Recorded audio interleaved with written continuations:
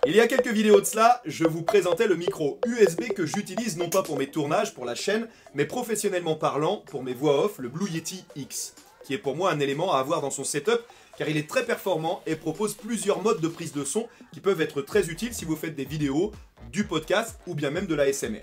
Je vous invite à aller la regarder si ce n'est pas déjà fait. Bienvenue à toutes et à tous sur la chaîne Monsieur Je Sais Tout. Dans cette vidéo, on va continuer sur cette lancée et on va découvrir ensemble, pour ceux qui ne le connaissent pas, le Stream Deck de chez Elgato. Il est un allié de poids pour gagner en productivité au quotidien et pas seulement pour les streamers, pour les créateurs, vidéastes et photographes également, et même pour n'importe quel utilisateur pour commander des fonctions de base lorsqu'on est un peu feignant. Je vais vous le présenter dans le détail et livrer quelques-unes de mes astuces qui me font gagner un temps fou pour mes réalisations. Le Stream Deck à la loupe, c'est parti!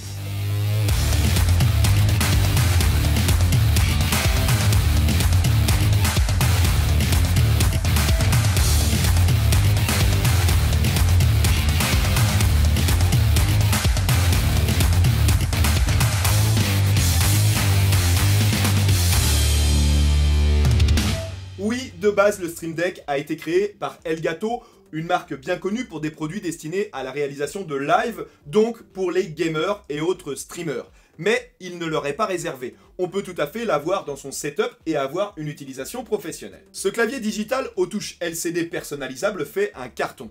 Dans cette vidéo, je vais vous présenter plus particulièrement toutes les fonctionnalités de ce dernier, mais aussi comment les mettre en place et les utiliser dans votre espace de travail, et pourquoi pas en direct sur les plateformes de votre choix. C'est ce qu'on va voir maintenant en 3 parties. Tout d'abord, rappeler les spécificités de ce Stream Deck, pouvons-nous l'utiliser sans vraiment faire de live? Ensuite, comment le paramétrer dans le détail, une présentation de l'interface de gestion. Et pour finir, je vous présenterai ma personnalisation, mon utilisation, et pour vous, a-t-il une place au sein de votre setup? Le clavier Stream Deck XL dispose d'une grille de 32 touches LCD, 4 rangées de 8, dont l'action est entièrement personnalisable.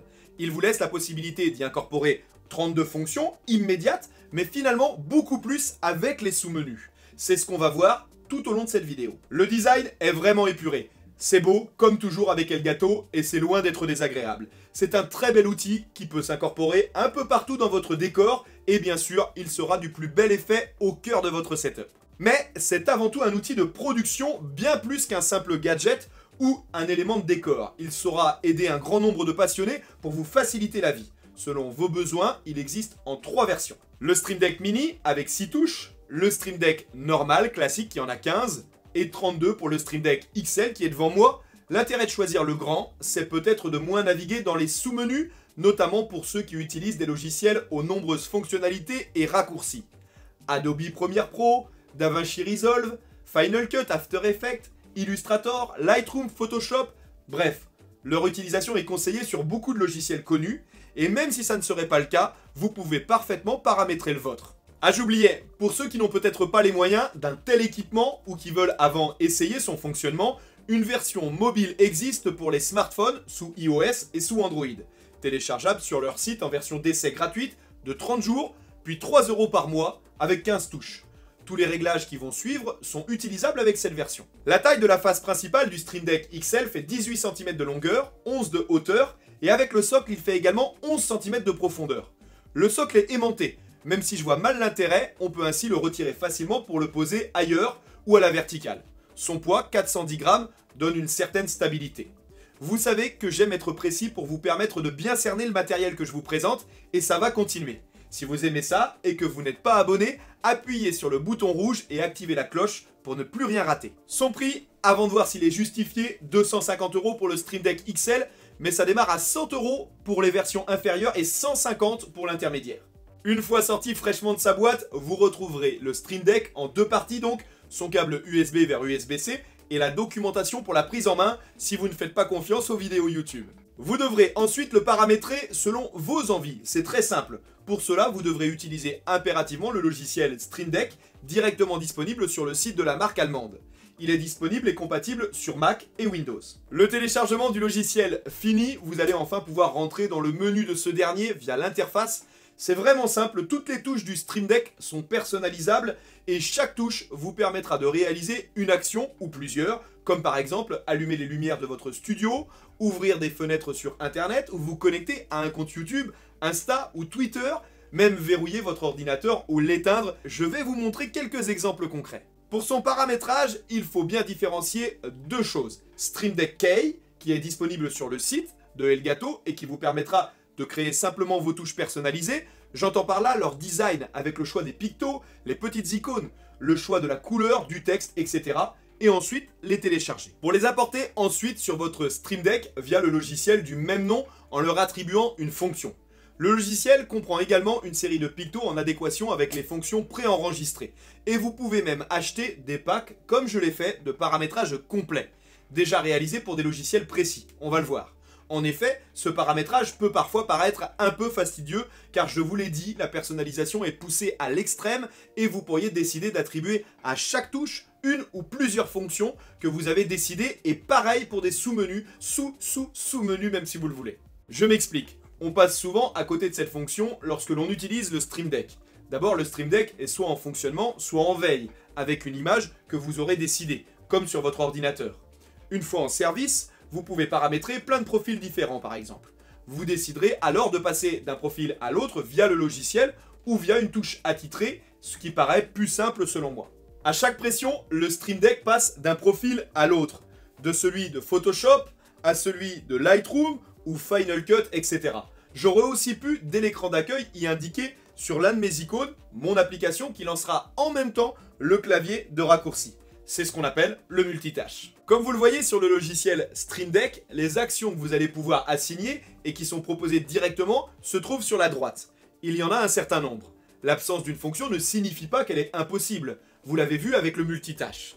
Ce sera à vous alors de la créer. Si c'est déjà le cas, en revanche, vous n'aurez plus qu'à faire un simple clic et glisser pour pouvoir l'assigner à une touche. Il vous sera possible de changer chacune des icônes, soit réalisée via l'interface proposée par le site, comme on l'a vu tout à l'heure, soit une icône ou une photo de votre choix à uploader. Dans le menu principal, il vous sera possible de renommer le Stream Deck, si vous en avez plusieurs pour les différencier, et en profiter pour rechercher les mises à jour. Il y a sans cesse des améliorations. Il vous offrira également la possibilité à cet endroit d'indiquer certains comptes, Streamlabs, Twitch, Twitter et YouTube, utilisables en accès direct sur le clavier. Ça ne veut pas dire que vous ne pourrez pas en lier d'autres, via des raccourcis de touches, mais vous devrez avoir veillé à vous identifier préalablement sur ces comptes et que dans votre navigateur est enregistré votre mot de passe, et qu'il sera donc automatiquement connecté. En revanche, un petit point qui lui est vraiment négatif, c'est qu'il n'y a aucune mémoire interne. Tout le Stream Deck est géré depuis votre machine et son logiciel. Malgré les nombreuses applications et fonctionnalités qui améliorent votre confort, vous ne pourrez pas les partager avec un autre poste lors de vos déplacements. Vous pourrez cependant sauvegarder quand même la totalité de votre profil, de vos paramétrages pour les redéployer sur un autre poste, ou même en série sur plusieurs postes en entreprise. Ça reste un accessoire, oui, mais vraiment non négligeable pour améliorer la productivité dans de nombreux domaines. Personnellement, je l'utilise beaucoup pour faciliter la mise en ligne des vidéos de la chaîne. Il ne vous aura pas échappé qu'il commence à y en avoir un certain nombre. Toutes mes actions courantes sont automatisées via le Stream Deck. Par exemple, lors de la publication de mes vidéos sur YouTube, au moment de rentrer mes liens, il me suffit simplement d'une simple touche et mes liens s'inscrivent automatiquement.